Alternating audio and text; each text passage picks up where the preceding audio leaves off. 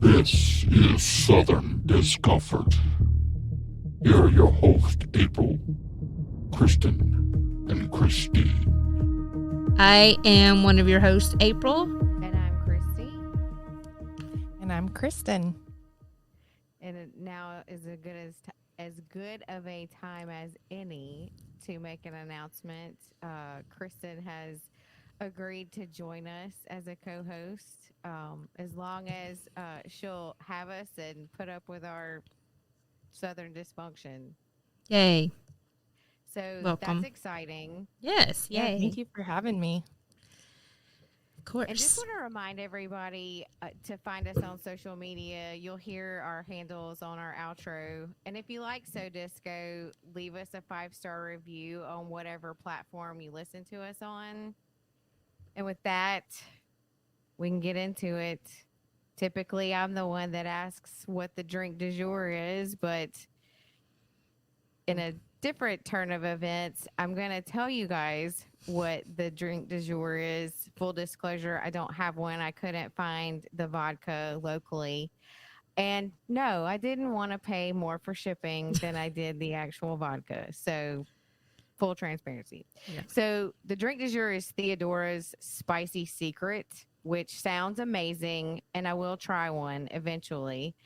It has ghost pepper vodka, Midori, and watermelon lemonade. And that just sounds like a summery bite in the arse. And I would love to have one. Okay.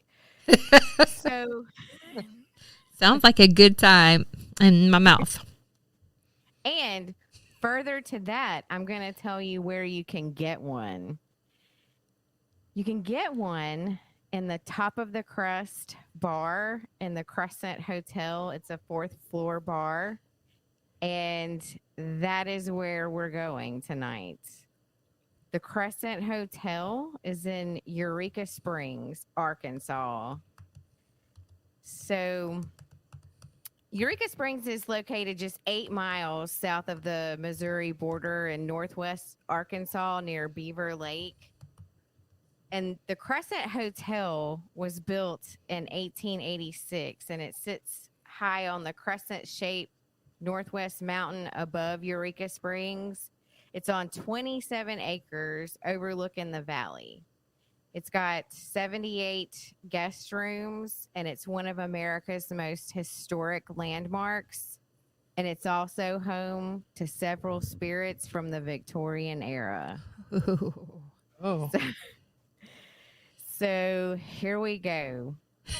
Eureka Springs Improvement Company and the Frisco Railroad built the hotel, basically, I guess, funded the building of the hotel that was designed by Isaac L. Taylor, an architect from Missouri who also designed famous buildings in St. Louis.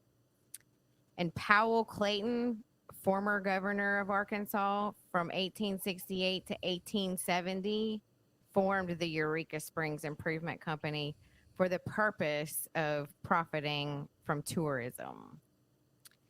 The Frisco Railroad joined the company as it would also obviously benefit from tourism. I mean, people got to get there some kind of way. Why not take a train? I mean, I think, well, besides horse and buggy, it was probably the only other mode of transportation.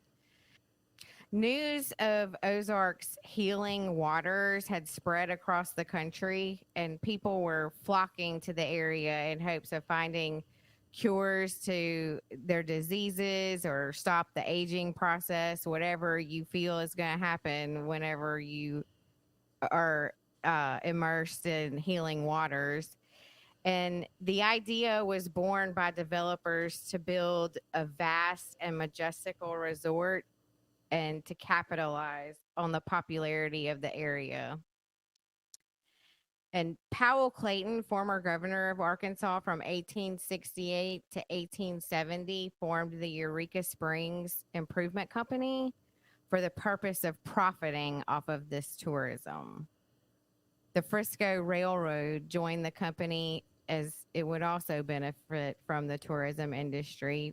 Obviously, people gotta get there somehow, and apart, apart from horse and buggy, that's probably the only other a lot faster mode of transportation. Steamship. I mean, I'd back in the rather day. go by train. Better than walking. Certainly Yeah. wouldn't want to walk there. And 'Cause then- people came from all. I don't know how far you could get on a steamboat if they had rivers that way. That's actually a really good point.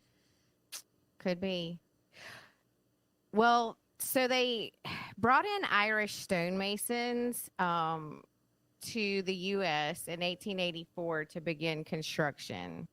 Magnesium limestone is what was used to build the hotel, and they did have to build special wagons to transport the limestone up the mountainside. Mm-hmm. The design is an interesting mix of styles that includes 18-inch walls. It's got several towers, balconies, and a colossal stone fireplace in the lobby. It was built with electric, modern plumbing, steam heating. It has an elevator, and it was fully landscaped. It contained lavish decorations and amenities, and the cost to build was $294,000, which was considered exorbitant for the time. It's beautiful. Today, not so much. I can't imagine. Like, I encourage everyone, I implore you to look at photos of this hotel because it is truly fascinating. Yeah. So it opened its doors on May 20th, 1886 with a grand gala ball with a full orchestra and dinner. And it was mostly notable attendees. And the local Eureka Springs Echo newspaper dubbed it America's most luxurious resort hotel. Amongst its large rooms and ornate furnishings is a dining room that once held over 500 people. And the amenities outdoors included a swimming pool, tennis courts, croquet, flower gardens, winding boardwalks, and gazebos. So naturally, droves of high society would arrive at the Frisco Depot ready to be delivered to the hotel by servants of the hotel. Guests enjoyed the healing waters of the spa, horseback riding, tea dances in the afternoon, and parties with the in-house orchestra. Oh, It's pretty bougie. they get down. They get down. So, I mean, and all of that was great and fabulous for a while until people started to realize that the healing waters didn't have the restorative powers that the hotel and the city touted. And eventually people stopped going to the hotel. So essentially it had a heyday for a while until they found out there wasn't any power in the Scam. water. Sounds like the fountain of youth. Right. Right? Which we should totally talk about sometime, by the way. Yes. I can't think of a better person to talk about that. Right. I will make it my next podcast then. Awesome. So from 1908 to 1924, the hotel was converted to Crescent College and Conservatory for young women, and it would still operate as a resort in the summertime. And they did this for a while until the college tuition and the money from the summer guests wasn't generating enough revenue to maintain the building. And again, if you look at this building, you'll understand why. It's monstrous. Yeah, it is. Is that the word? college- Monstrous? You might want I was gonna say something like that. monstrosity. Monstrosity is what I was gonna say, and I Because was, that's I right. got it kind of negative. So I was like, I mean, you know, Right. it is a monstrosity. Monstrosity. I feel like you're revving up for like a really good monstrous story here. Foreshadowing much. Right. Okay. So, the college closed and the building sat empty for 6 years until it reopened as a junior college from 1930 to 1934. And then in 1937, Norman Baker bought it and opened a cancer hospital and health resort, which he claimed miracle cures, or he claimed that they would administer miracle cures here without the need for surgery or painful procedures or, invasive testing, anything unpleasant like that. And the hospital promised that patients would leave the resort cancer-free. So naturally, unassuming patients went to the hospital for many years and seeking out this type of treatment until it was eventually discovered that Baker not only had no medical training, God. but in 1936, he was convicted in Iowa for practicing medicine without a license. That's shit. shocking, right? Somebody that claims to cure cancer. Right. The Charlatan. 1930s. Yeah, exactly. It's like, there's nothing to see here. Or take this snake oil and sit in these waters. Right. It's really sad. Yeah. I mean, it is. For people desperate for healing their bodies. And what did they say was in the water, or what was the healing properties? I mean, just that it had power to heal disease. These springs, they had a lot of them around here. You know, there's Greenville Springs and Denham Springs. All those springs, and same thing. That's how the Greenville Springs Hospital came about in our area, because it was on these springs, and people would like same time frame. People would vacation and do the same thing and sit in the springs, and they claimed it had all these healings powers. Yeah. So it's just the minerals. It's just basically right. That, and probably just, their frame of mind. They just placebo effect, I'm sure. Yeah. It's a shame that cancer patients, that's sad. Yeah. It's very sad. The American Medical Association had actually warned against the tinctures that he used at the quotation health facility. He had been under investigation by authorities while operating the hospital, and was ultimately what they got him on was mail fraud, because a U.S. postal inspector estimated that he made up to $500,000 a year selling the tinctures through the mail.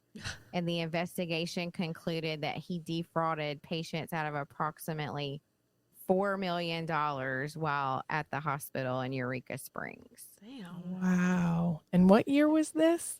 So this happened in the mid to late 30s. He was actually arrested in 1939. So that $4 million, I don't know what that converts to in today's currency, but I imagine it's a gajillion. Wait, how many million? Wow. $4 million.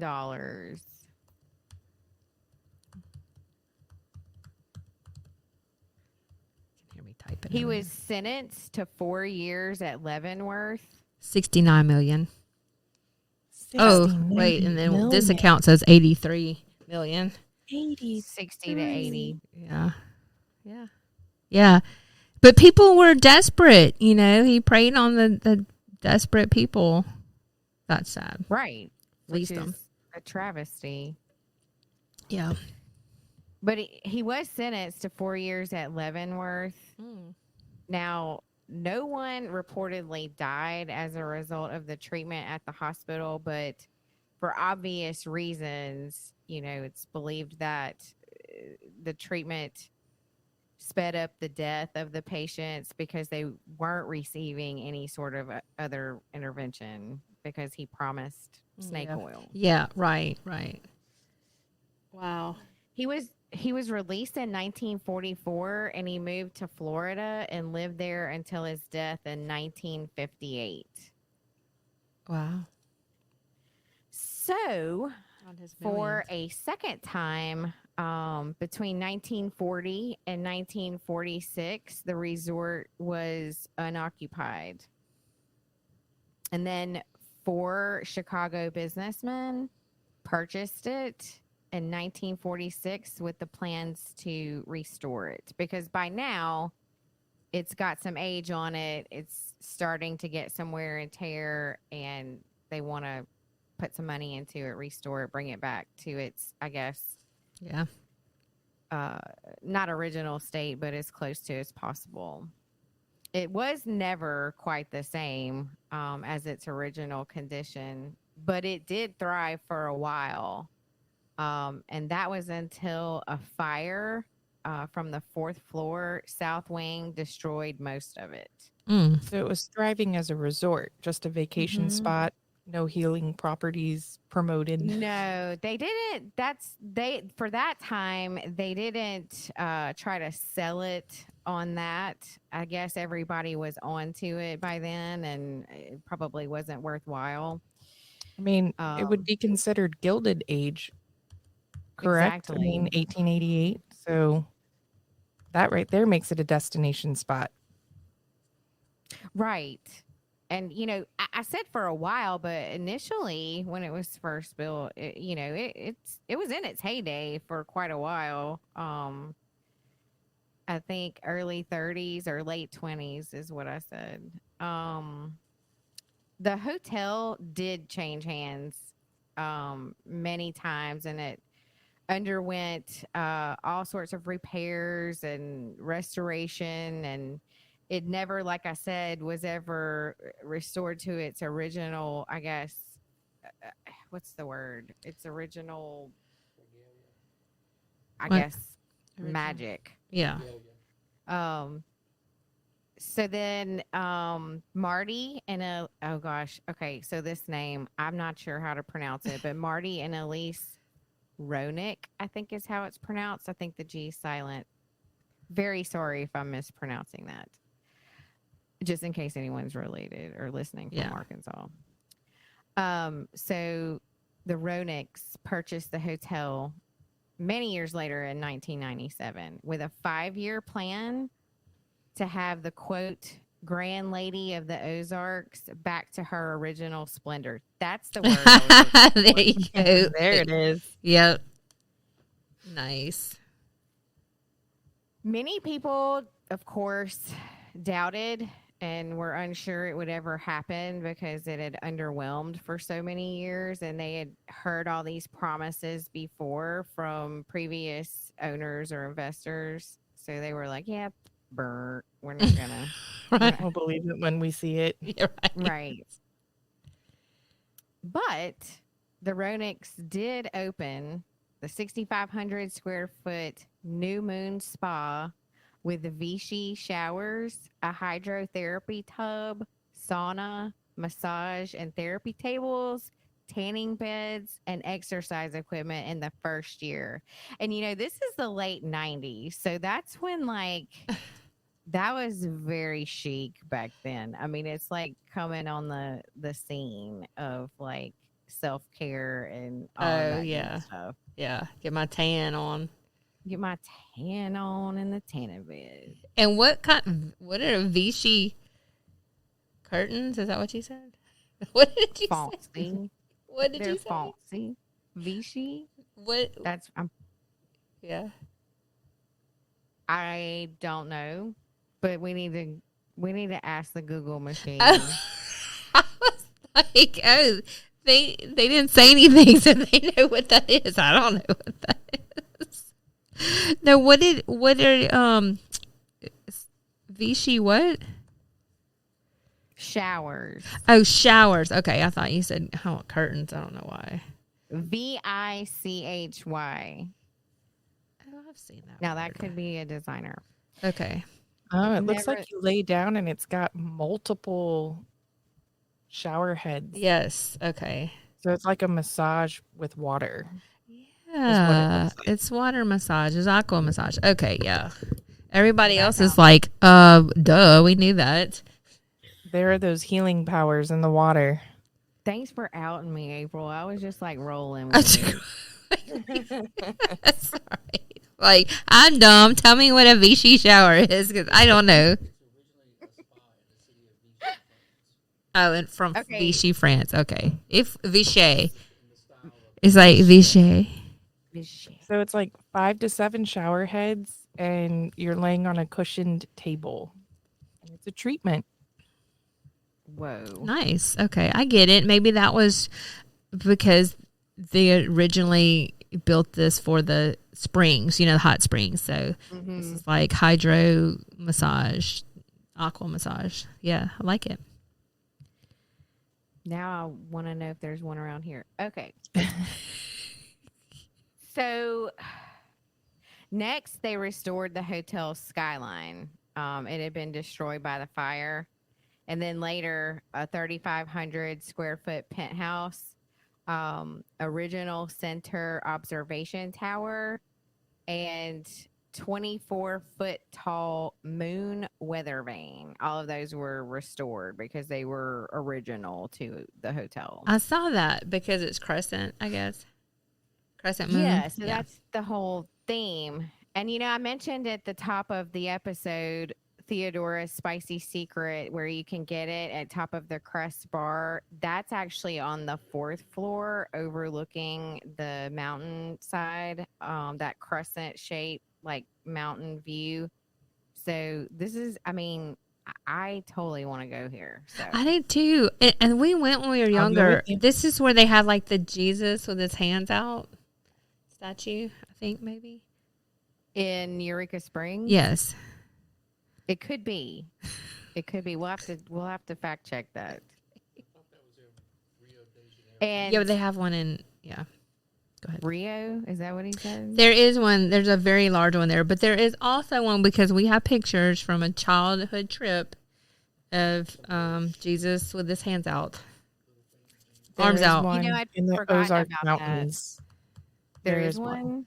I just There's a Jesus fact statue. checked it. Yep. Yes, there Is it near Eureka Springs? Yes, it is. It's in. It is. Yes, told you. See, I remember. You have a photographic memory. That I is do a good not. memory.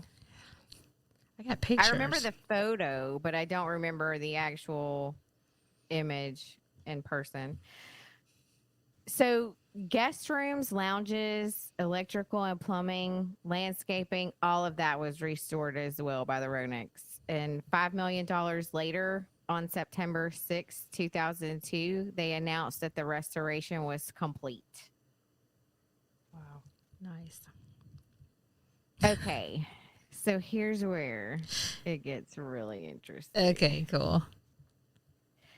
The Crescent Hotel is one of the most visited hotels in the South. It's known as one of the most haunted places in the Ozarks. Oh, we're going to the Ozarks. Right? I kind of want to make this a stop on the way. We should totally.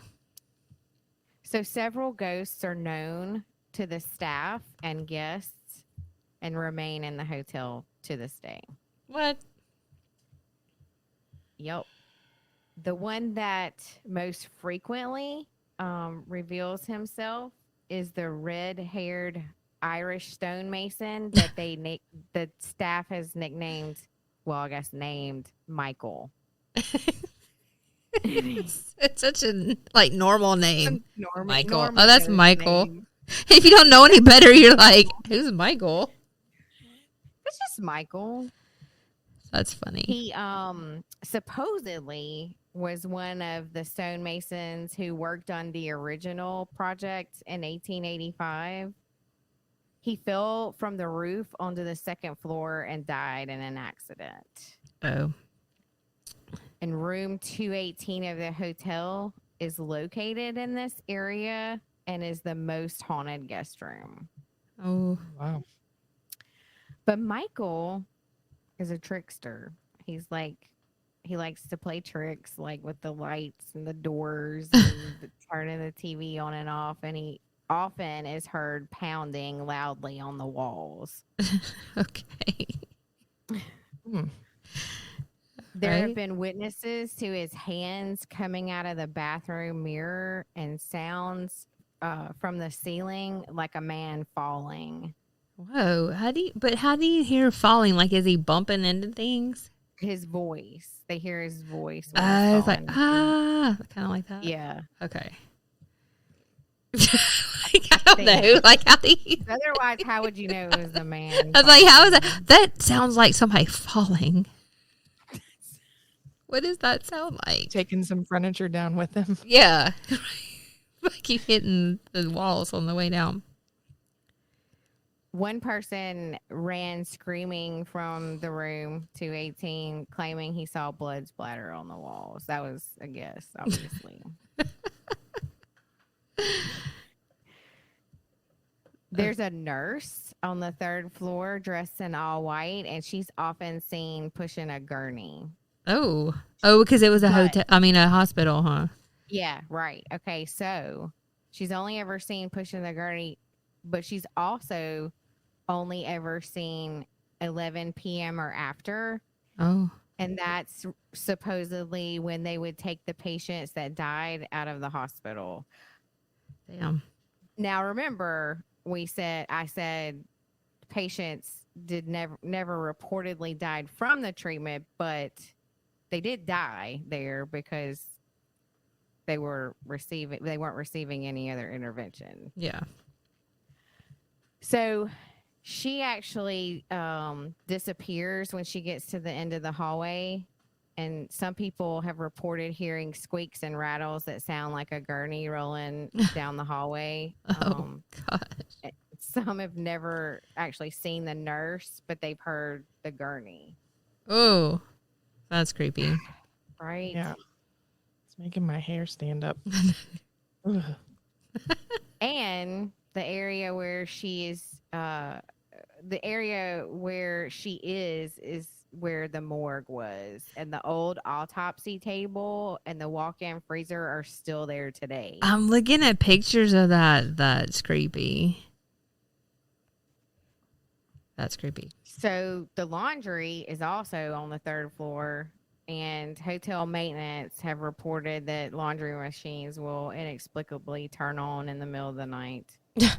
Like, what? Ghosts do like the most mundane things. They turn on the laundry. They The need wa- attention. The washing machine, they turn on and off the lights. Like, can you do something else, Ghost? Come on now. Other than turn on and off a light. Like, can you? Something spooky. Yeah. Make a martini. Or Right. Something useful. Something useful. Clean my house. Like, Yes. Right? Golly. then I'll be impressed. Well, Dr. Baker's apparition has also been seen in the basement and at the foot of the stairs on the first floor. And he's wearing a purple shirt and white linen suit and appears to be confused. And his ghost is said to look just like old pictures of him. Imagine that. Hey, are they blurry? Are they blurry photos? They're super blurred. Right. It looks just like him. I mean, like, wouldn't you expect a ghost to be wearing what they died in? Mm-hmm. Right? So, did It's he kinda die in a... far-fetched. Well, he didn't die there. That's the thing. Oh, so he's just visiting. He's just passing through. That's weird. Yeah. Maybe part of his being died when he was arrested and ousted. Who knows? Oh, yeah. The antique switchboard was in operation until it continually started to receive calls from the empty basement.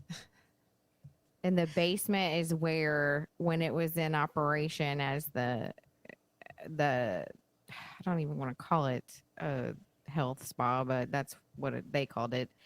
That's where they would bring the patients in and essentially sell them on these miracle cures before taking the entirety of their life savings. Right.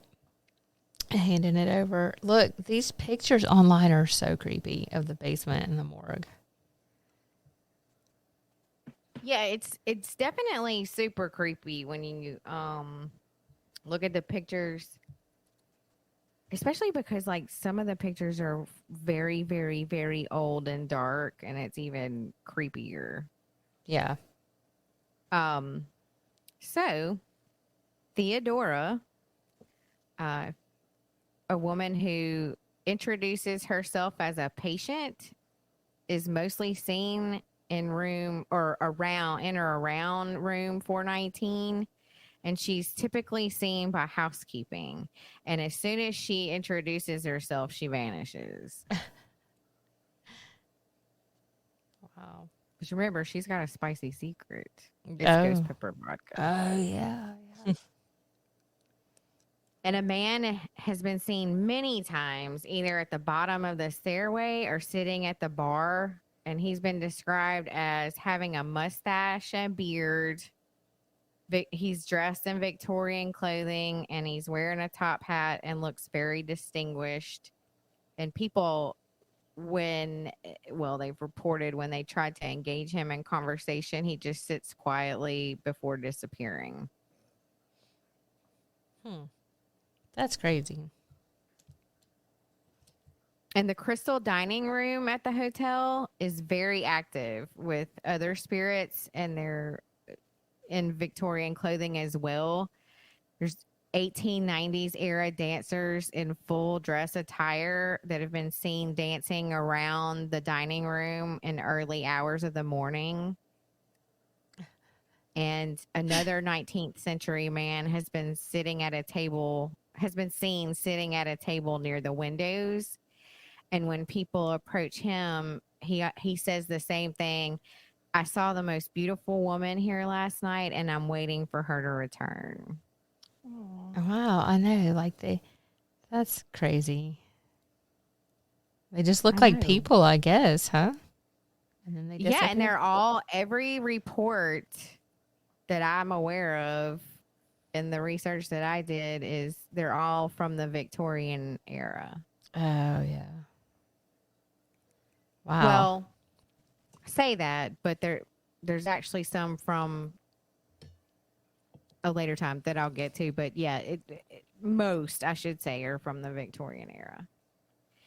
In the dining room, ghosts are said to also play tricks. During Christmas time one year, the tree and all of its packages were moved from one side of the room to the other. And all its They're like, for my next trick, we're going to move this Christmas tree and all the packages. And they moved all the chairs to face the tree. Wow. Wow. So the staff come in, and the entire setup has been, it's been flipped. And another time when staff arrived, there were menus that had been thrown all across the floor, which that could have been a disgruntled employee. Right. They just blame it on the ghost. But there is a little boy ghost. A little boy. He's been seen skipping around the kitchen. Oh my god. And when he does, pots and pans fly off the hooks. So it's just they're mischievous. They're just like They're just up to mischief. bratty. Yeah. I wonder But, what brought okay. them back to the hotel. Like, if they didn't die there, like, what brought them back? That's a good That's what I question. wanted. Because I'm thinking, are these guests that just kind of came here and stayed?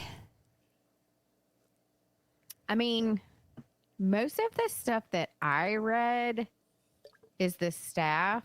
I mean, there's a few things about guests, but most of it is usually like housekeeping or maintenance or kitchen staff or, Yeah. there is Did any- though. I'm sorry. I was going to ask if No. anybody died in the fire. Oh yeah. I don't, That's a I good don't question. know. I didn't come Sorry. across that, so I don't know. But it would definitely be worthwhile to find that out. But there is, however, a story of a young woman who attended the Crescent when it was Crescent College and Conservatory for Young Women.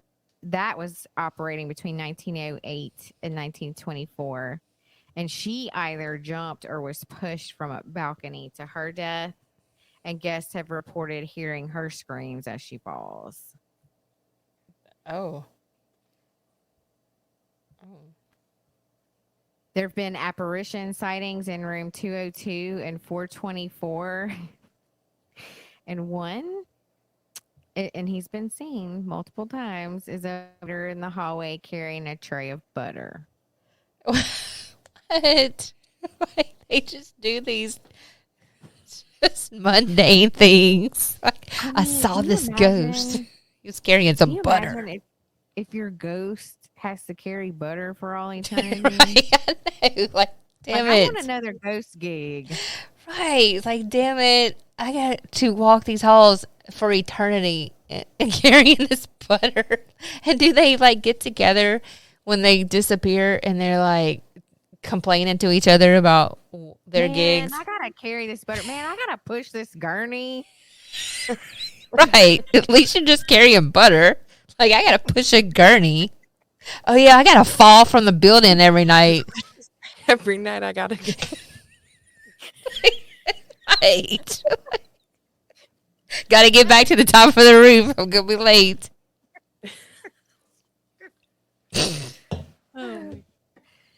Okay.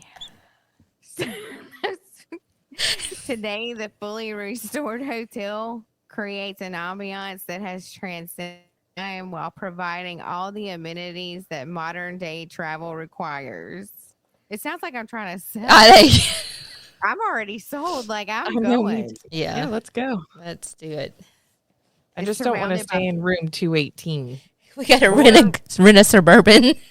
Or 202 or 424, unless we want butter in the middle of the night. Right. You never know. Oh, jeez. Funny. It's surrounded by 15 acres of formal gardens and nature trails, and now it has 72 guest rooms, and many do have their own balconies, and there are 12 luxury suites. And the New Moon Spa features a full menu of treatments, a salon, and a wellness program. So that's all still going on today. There's some beautiful views. So if you do get a room with a balcony, it overlooks these, the Ozarks. Very beautiful. Yeah, man. If you look at that bar on the 4th floor, that view is amazing. Yeah. Yeah. Hey, you could get a So- room for $130 a night. Is that all it costs? All it says online. And all you can eat butter. Only in the South. I cannot with you. Okay. The Paula Deen room. Sorry. Butter. Butter. So what I'm about to talk about is taken directly from the hotel website. So I'm just, and I'm going to be quoting hotel staff. So the Rodicks bought the hotel in 1997, as I said, and what they did was they decided to acknowledge the paranormal activity instead of trying to act like, it's not haunted. So they brought in 2 mediums out of California to do a reading, and based on their findings and all of the encounters and experiences over the many years, this is what became their foundation to start a nightly ghost tour at the hotel. Ooh, I love those. What does this sound like? I love them. Sounds like. the Myrtles. Yeah. The hotel general manager, John Moyer, was actually a skeptic at first during the Ronix ownership. And he's been quoted as saying, I clearly remember the medium stating that he had discovered a portal to the other side for those who are on the same frequency. I remember asking myself, what were we thinking trying to explore this unexplained world?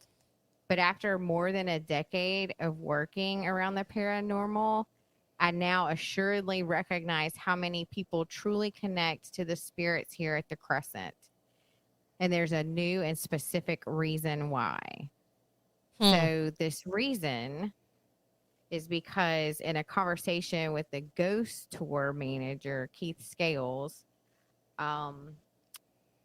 Keith came to him and shared a concern about a phenomenon that had been recurring on his nightly hours.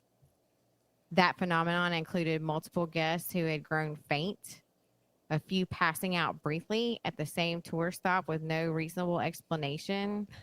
Then Scales described the location, and it was the area that had been identified as a portal more than a decade ago by the medium. Ooh, yeah. Whoa. Yeah. And it's on the springs, right? So, yeah. And in the mountains. Ooh, yeah. Yeah. No, thank you. I'm good. I'll skip the ghost tour. Oh, it gets better. It gets better. Scales then, this is further quoting Moyer, Scales then took me to the place and pinpointed the portal phenomenon as happening just outside the hotel's annex entrance, exactly where Heath had identified the location of his portal years ago. Yeah. Like you said, the phenomenon causes sudden paleness. People fall against and slide down the wall, fainting briefly, and then they quickly recover. Wow. Is that like the soul leaving the body for a hot second, taking a trip, coming back? That's what I thought. Like it just exits, and then they're back to normal. Yeah, it could be built on like energy, energy pockets. Or, they have ley lines. Yeah. It's built on limestone. It said too. Sometimes granite can cause people to do things. Disappear. They say. Well, the ghost tour has been ongoing for 17 years, and it still remains a popular destination for paranormal enthusiasts. And to quote Keith Scales, the tour manager, the legend continues to grow as yet another phenomenon recognized, one that occurs with uncanny frequency about every couple of weeks or so. What makes this legendary is that it seems to rise up in a vertical plane from the notorious Norman Baker's morgue. What? That's creepy.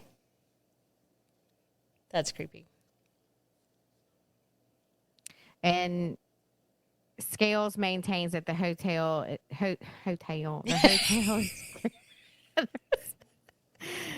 is careful about what they actually attribute to paranormal. In other words, they don't acknowledge like every single thing that happens there as paranormal activity. They're pretty particular about what they accept as that. Okay.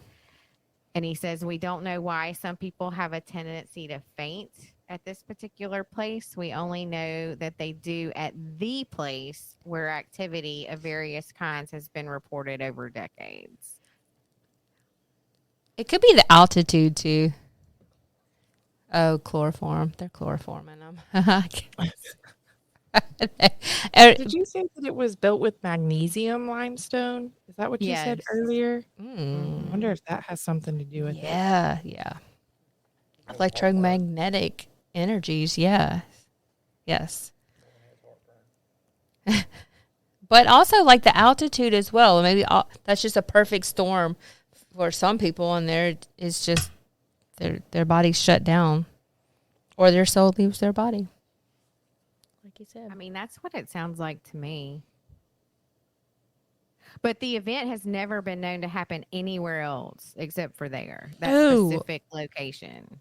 You mean like in Arkansas? No, like the phenomenon that happens in that specific place in the hotel. Yes.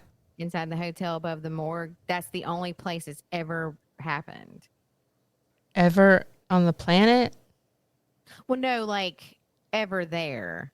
Oh, okay. In the hotel. It hasn't happened anywhere else in the hotel. Okay, gotcha. Or on the ground. Gotcha. Okay.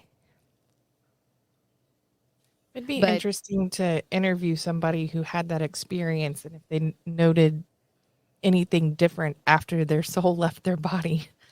Yeah. Like if right. It seems like a missed opportunity if no one's ever done that. Yeah. But, well, so Moyer concluded whether there are portals to the other reality or to other realities here at the 1886 Crescent Hotel or not, no one can say, confirm, or deny. It's all part of the mysterious, unexplained happenings at one of America's most haunted hotels. And it has been investigated by TAPS, Ghost Hunter. However, I did not look into that just because I mean, I didn't want to before covering this, but I'm going to now. Yeah. Now that we've done the episode. Yeah, look, that's creepy. Yep. There you have it, folks. The Crescent Hotel, Eureka Springs, Arkansas. I, for one, will be going there at some point. Yeah, Hopefully we should. sooner than later. We should do that. That's crazy. It's so creepy. We can have a follow-up episode about our experience. Yeah, definitely. Definitely. And I've been wanting to do an Arkansas episode, so that's good. Yeah, because we have a few Arkansas listeners. And thank you for that. Yes, thank you. Thank you to everyone. Thank you, everybody, for listening. And join us next time. And remember to keep one eye open. Because you never know what you might see. I am one of your hosts, April. And with me is... Christy. We fucked it up already. It's okay. That's all right. The intro. I was just kind of winging it. Yeah. So people began to realize, or the reason for the draw to flag that. Flag that. Flag on the play. Why didn't you just say that? Flag on the play. Hang on one second. I'm missing something. And my head, I'd be scratching while my thoughts were busy hatching if I only had a brain. Oh my God. You gotta back that up. To St. Louis. I'm sorry. Okay. What time Where frame? I said, huh? What time frame to... I wasn't paying attention. I'm sorry. 1886. Okay. Okay, but I need to back it up. Up to that he also designed buildings in St. Louis. Well, back that ass up. Okay, tell me when to go. And 3, 2, 1. Next, after all of this sauna and exercise, back that up.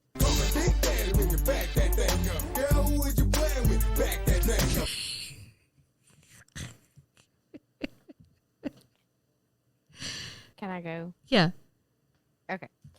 Don't put this in. Okay. Next. Wait, this part? Where I brain farted. It's all going in. He said oh, yeah. Okay. Because I don't trust him. Okay. Well, look, we did so good last time. We hardly had any outtakes. It's going in the bloopers. Well, that's fine, but don't do it in the real episode. Okay. Tell me when I can go. 3, 2, 1. You've been listening to Southern Discomfort with April and Christine. As you can tell, this is one of the most unique podcasts on the internet. So we want you to be able to reach out to us. Send emails to southerndiscomfortpodcast@gmail.com, on Facebook at Southern Discomfort Podcast, and on Instagram at Southern Discomfort PC. And for shows, visit southerndiscomfort.podbean.com. And this podcast can be found anywhere you get your podcasts. Till next time, keep one eye open because you never know what you might see. This is Southern Discomfort, signing off.